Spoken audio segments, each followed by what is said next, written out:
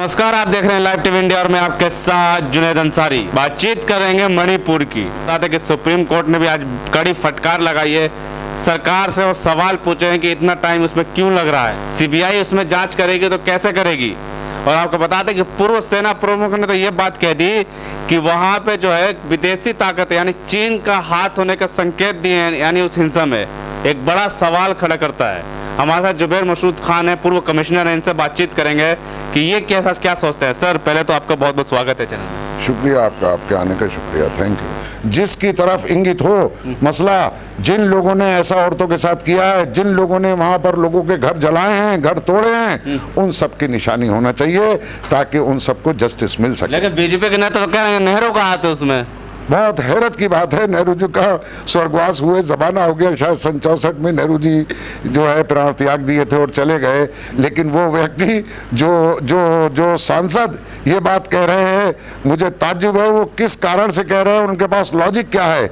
मैं ये मानता हूँ कि भाजपा के तमाम नेताओं के पास कोई लॉजिक नहीं होती, इलॉजिकल बातें करते हैं। ये देश अब से 40-50 साल पुराना देश नहीं है। इस देश के अंदर 65 से 70% लड़के यंग जनरेशन है, पढ़े लिखे लड़के हैं, बड़े काबिल लड़के हैं, सब समझते हैं कि क्या हो रहा है और क्या बेवकूफ़ बनाया जा रहा है, क्या धोखा दिया जा रहा है। अरे दुनिया आगे देखने के लिए है, ना कि पीछे 70 साल पुरानी बातें की जाती हैं। इवन इफ के 400 साल पुरानी भी बातें इस देश को देखने को सुनने को मिल रही हैं। बड़ी हैरत की बात है, हम आगे 400 साल की प्लानिंग नहीं कर सकते, हम पुराने 400 साल की और 800 साल की बात करते हैं। ये दुर्भाग्य है हमारे देश का कि सरकार ऐसी बात करती है या उनके मंत्री ऐसी बात करते हैं। महिला मंत्री स्मृति ईरानी कह रहे हैं कि राहुल गांधी गए इसलिए वहां का माहौल बिगड़ा। बड़े ताज्जुब की बात है, स्मृति ईरानी खुद भी एक महिला हैं और बड़ी अच्छी महिला हैं, बड़ी काबिल महिला है जैसे कि वो बोलती हैं। लेकिन यदि उनका ये कहना है कि राहुल गांधी के जाने से वहाँ की स्थिति बिगड़ी तो बड़े अफसोस की बात है। उन्हें अपने इन वर्ड्स के ऊपर ध्यान देना चाहिए, उनको सोचना चाहिए कि वो एक महिला है। वो हमेशा महिलाओं के प्रति जब अपोजिशन में थी तो चीखती रहती थी, किसी को चूड़ियाँ भेजती थी तो किसी को हाथ कहती थी कि तुम लोग हुकूमत करने के तुम्हें हक नहीं है।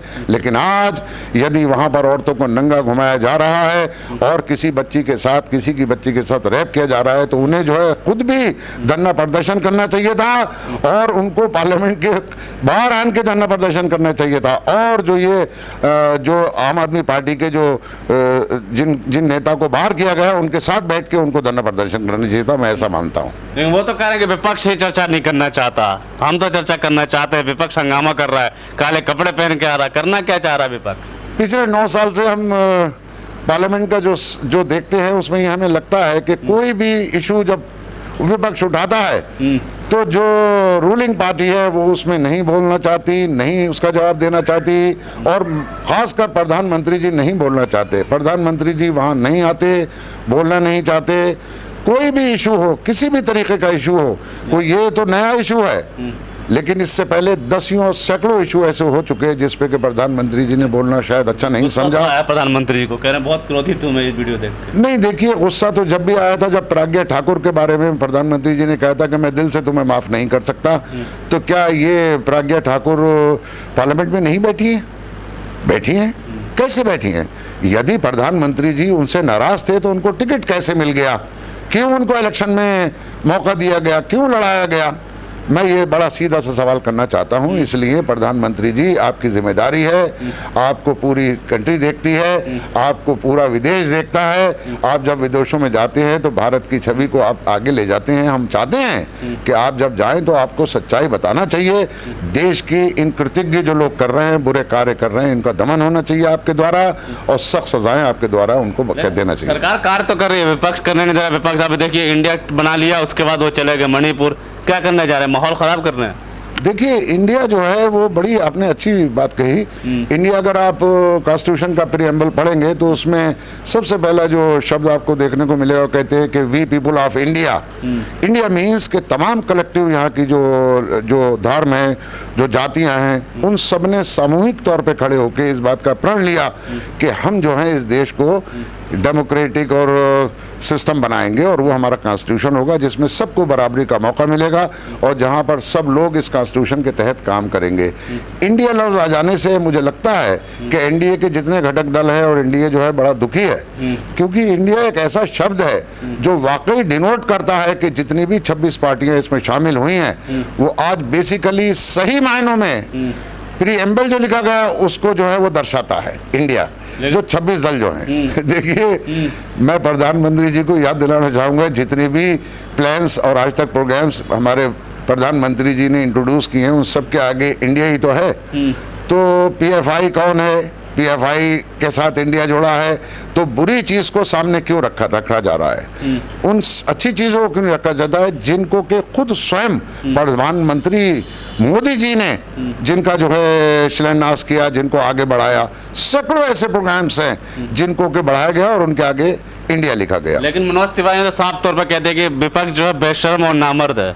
अरे के अंदर आपने सुना होगा बयान से। बड़ी अफसोसनाक बात है और मैं कुछ कहना नहीं चाहता। वो यंग जनरेशन के एमपी हैं और उनको बोलते समय इस बात का आभास होना चाहिए कि जितनी उनकी उम्र है उस लिहाज से उन्हें बात करना चाहिए। इस देश के अंदर बड़े बड़े सीनियर राजनेता हैं जो उनके फादर से भी बड़े हैं, इसलिए विपक्ष को इस तरीके से विपक्ष कहना ये मतलब अच्छा अल्फाज नहीं है। उनको उनके पास अल्फाज अच्छे होना चाहिए, वो पार्लियामेंटेरियन हैं। उनको ऐसा घृणित शब्द नहीं कहना चाहिए, उन्हें अपने शब्दों को वापस लेना चाहिए। अच्छा सर, लास्ट में ये सवाल पूछते हैं, आप भी प्रशासन में रहे हैं, कमिश्नर रहे हैं, पूर्व कमिश्नर, आखिर क्या वजह है जो दंगा इतने दिन तक चल रहा है, रुक नहीं रहा है?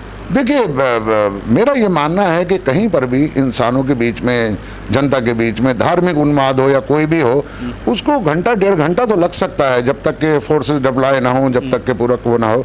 लेकिन यदि एक डेढ़ घंटे के बाद में लगातार अगर वहाँ दंगा हो रहा है तो इसका मतलब ये कि वहाँ शासन प्रशासन जो है उसके अंदर उदासीन है और उसको बंद नहीं करना चाहता है, ऐसा मेरा मानना है।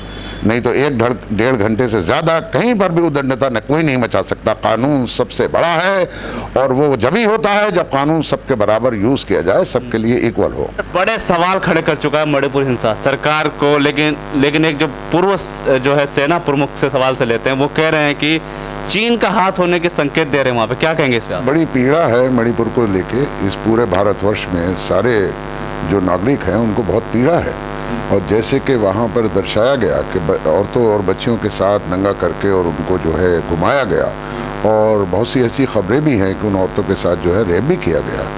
अब अगर कोई पूर्व सेना अध्यक्ष ऐसी बात कह रहे हैं कि चाइना का उसमें हाथ है तो बड़े हैरत की बात है। यदि कोई ऐसी बात कह रहा है तो क्या कंट्री की सिक्योरिटी फोर्सेस, कंट्री के मिलिट्री फोर्सेस क्या कर रही हैं?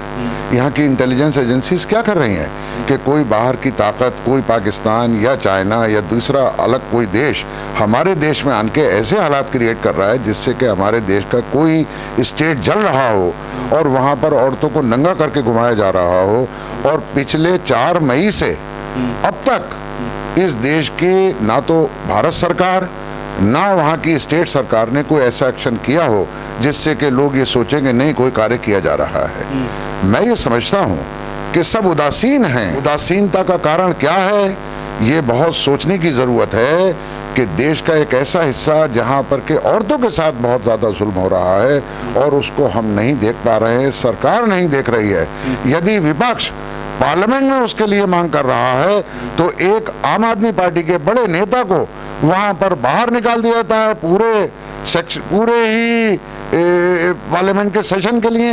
ये बड़े दुर्भाग्य की बात है, इसको सबको समझना होगा और सबको सोचना होगा। आज सुप्रीम कोर्ट ने सख्त जो है फटकार लगाई सरकार को कि जवाब मांगा कि इतने दिन तक कर क्या रही है सरकार। तो क्या हर कार्य में इस देश में सुप्रीम कोर्ट ही उस बात को डायरेक्ट करेगा? सुप्रीम कोर्ट इस कार्य के लिए तो शायद नहीं बना है। सुप्रीम कोर्ट तो न्याय देने के लिए बना है। यदि देश के एडमिनिस्ट्रेशन में जहाँ पर के प्रधानमंत्री मौजूद हों, जहाँ स्टेट्स के चुने हुए मुख्यमंत्री मौजूद हों, उनकी अगर कार्यशैली ऐसी है जिसमें कि मजबूर होकर सर्वोच्च न्यायालय को अगर इंटरफेरेंस करना पड़े तो ये बड़े दुख की बात है। लेकिन मैं ये भी समझता हूँ कि बहुत से लोग इस इंटरफेरेंस को दूसरी तरीके से लेते हैं। अभी एक कोई कोई व्यक्ति थे जिन्होंने सर्वोच्च न्यायालय के चीफ जस्टिस के अगेंस्ट कोई ऐसी मर्यादित बात कही थी जिसके लिए उनको जो है पुलिस ने अरेस्ट किया। कह रहे थे कि बंदूक लेके सुप्रीम कोर्ट का जज खुद पहुंचे वहां पे। बड़े दुख की बात है, सर्वोच्च न्यायालय के पास ना तो गन्स हैं, ना डायनामाइट्स हैं, ना कोई ऐसी बंदूक है जिसको लेके सर्वोच्च न्यायालय के सर्वोच्च जो हमारे जस्टिस हैं वो सड़क पे निकले। उनका कार्य अपने हुक्म को कहना है, करना है और उनके हुक्म का इम्प्लीमेंटेशन करना। तमाम सरकार, भारत सरकार, तमाम स्टेट की सरकारों और वहाँ पर तैनात जितनी भी फोर्सेस हैं उनको कार्य करना, उनको उस काम को कंप्लीट करना उनकी जिम्मेदारी बनती है। और मैं समझता हूँ कि सीबीआई से जो कुछ सवालात किए गए हैं सर्वोच्च न्यायालय के जरिए वो उनको जवाब तथ्यों के आधार पर देना चाहिए। वहाँ ये बात नहीं सोचना चाहिए, कोई लेपापोती नहीं होना चाहिए। साफ तौर पर बातचीत करी हमने और जाना कि मणिपुर पर जिस तरह से सुप्रीम कोर्ट ने लगातार फटकार लगाई है और उनको एक थे जो कह रहे लेखक थे, उन्होंने साफ तौर पर कहा था कि सुप्रीम कोर्ट जो है खुद बंदूक लेके जो है मणिपुर पहुंचा है। लेकिन उनसे सवाल पूछना चाहिए सरकार क्या कर रही है, वहाँ की पुलिस क्या कर रही है। सरकार, प्रधानमंत्री की बात की जाए तो प्रधानमंत्री जो मणिपुर का माँ बोलते नहीं। लोग कह रहे हैं कि विश्व में जो जाके जो है विश्व में डंका तो जरूर बता रहे हैं देश का, पर लोग कहते हैं कि प्रधानमंत्री कॉल करके जो रसिया और यूक्रेन का युद्ध रुकवा देते हैं। लेकिन सवाल ये खड़ा करते हैं, जनता पूछ रही है कि फिर मणिपुर की भी जनता पूछ रही है लगातार कि वो फ़ोन कहाँ है, वो फ़ोन क्यों नहीं कर रहे मणिपुर पे। वहाँ पे जो खिलाड़ी थे वो बोले, वहाँ के आर्मी जनरल बोल रहे हैं कि सीरिया बना दिया, प्रधानमंत्री जी हमारी मदद करिए। वहाँ के जो मेरी कौम एक बड़ी खिलाड़ी उन्होंने भी कहा था प्रधानमंत्री जी मणिपुर जल रहा है और आप रोकिए। और आज जो है लगभग दो महीने से ऊपर का वक्त हो चुका है, सुप्रीम कोर्ट भी ने भी जो है हस्तक्षेप कर लिया है। लेकिन अब सवाल ये उठता कि आखिर ये हिंसा कब रुकेगा। और जो 2 लड़कियों के साथ जो हुआ, वहाँ के मुख्यमंत्री कह रहे हैं कि आम बात नहीं, ऐसा 100 घटनाएं हो चुकी है। आप सोच सकते हैं कि ऐसी 100 घटनाएं, एक आम आदमी अब उस वीडियो देख कर रूह कांप जाते और ऐसी 100 घटनाएं वायरल होती तो वहाँ का सवाल उठता कि मुख्यमंत्री क्या कर रहे थे आप, जब ऐसी 100 घटनाएं आपके दिमाग में जानकारी है तो आप क्या कर रहे थे। बहुत सारे सवाल उठ रहे हैं लेकिन जवाब इनका कब मिलेगा, सारे देश की जनता इंतजार कर रही है। और जैसे कुछ होता है हम आपको जरूर बताएंगे। तब तक के लिए धन्यवाद।